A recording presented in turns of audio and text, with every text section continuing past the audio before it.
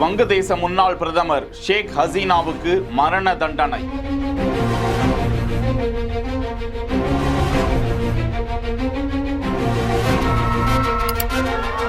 மனித குலத்திற்கு எதிராக குற்றம் புரிந்ததாக மரண தண்டனை என உத்தரவு.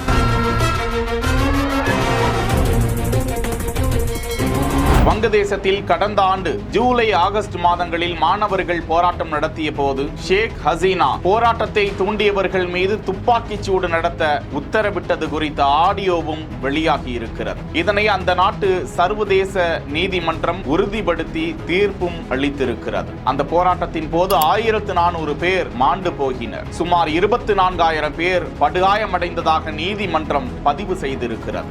இந்த வன்முறையை தொடர்ந்து பிரதமர் ஷேக் ஹசீனா இந்தியாவில் தஞ்சமடைந்ததாக சொல்லப்பட்ட நிலையில் நோபல் பரிசு பெற்ற பொருளாதார நிபுணர் யூனுஸ் தலைமையில் அந்த தேசத்தில் இடைக்கால அரசாங்கத்தின் தலைமை ஆலோசகராக பணியாற்றுகிறார். ஷேக் ஹசீனா மீது ஊழல் உள்ளிட்ட ஏராளமான வழக்குகள் பதிவு செய்யப்பட்டன. அவர் மீது மட்டுமல்ல, முன்னாள் ஐஜி, முன்னாள் உள்துறை அமைச்சர் உள்ளிட்ட அதிகாரிகள் மீதும் வழக்கு பதிவு செய்யப்பட்டிருந்த நிலையில் அந்நாட்டின் சர்வதேச குற்ற தீர்ப்பாயம் இந்த வழக்கை விசாரித்து வந்த நிலையில் தற்போது தீர்ப்பு வெளியாகி இருக்கிறது. ஷேக் ஹசீனாவிற்கு மரண தண்டனையும், உள்துறை அமைச்சர் அசாதுசாமானுக்கு மரண தண்டனையும், முன்னாள் ஐஜியாக இருந்த அப்துல்லாவுக்கு 5 ஆண்டுகள் சிறை தண்டனையும் விதிக்கப்பட்டு தீர்ப்பு வழங்கப்பட்டிருப்பது குறிப்பிடத்தக்கது. செய்திகளை உடனுக்குடன் தெரிந்து கொள்ள பிஹைண்ட் வுட்ஸ் நியூஸ் வாட்ஸ்அப் சேனலுடன் இணைந்திருங்கள்.